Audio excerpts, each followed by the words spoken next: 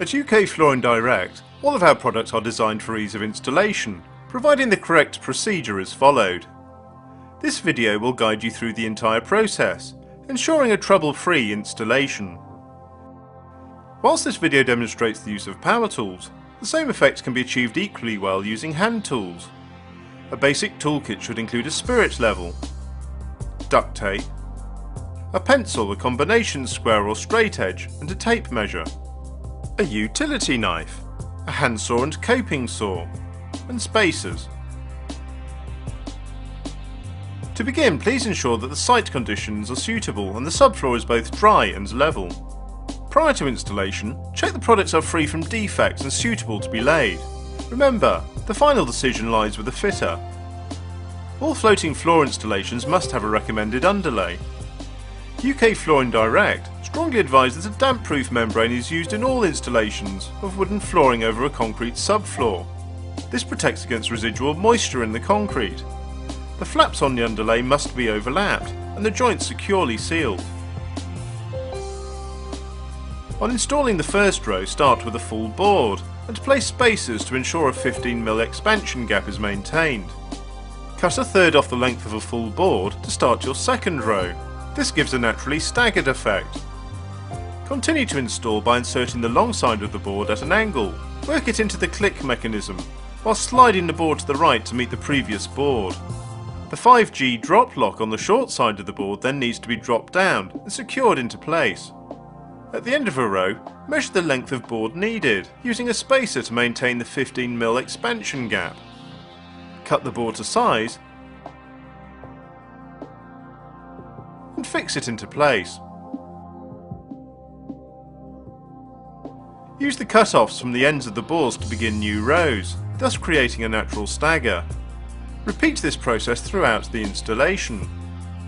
The 5G click mechanism is so simple because it has a tough plastic springed widget, which locks securely once the board is in place.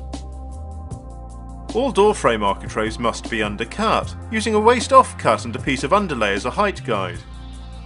Keep your handsaw flat and level whilst cutting the frame.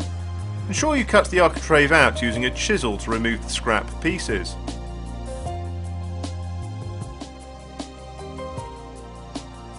Now to measure and cut the board to fit. Use a pencil to mark just in line with the architrave and where the deepest point of the architrave is. Measure the depth of the architrave, leaving your expansion gap, then mark this on your board. Use a combination square or straight edge to extend the vertical markings to meet the horizontal marking and join them up.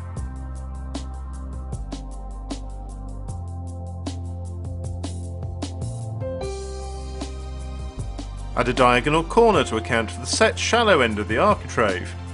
Proceed to cut the board to shape.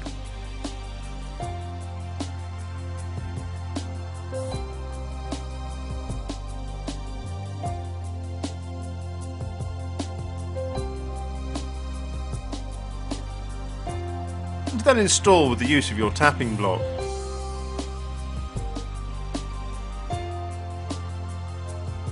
Cut away any excess underlay and use an appropriate profile to finish the doorway. Fix it to the floor with a strong adhesive or screws, remembering to allow for expansion between the base of the profile and the flooring.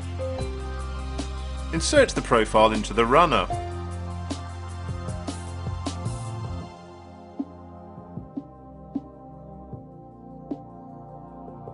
You may need to scribe your final row.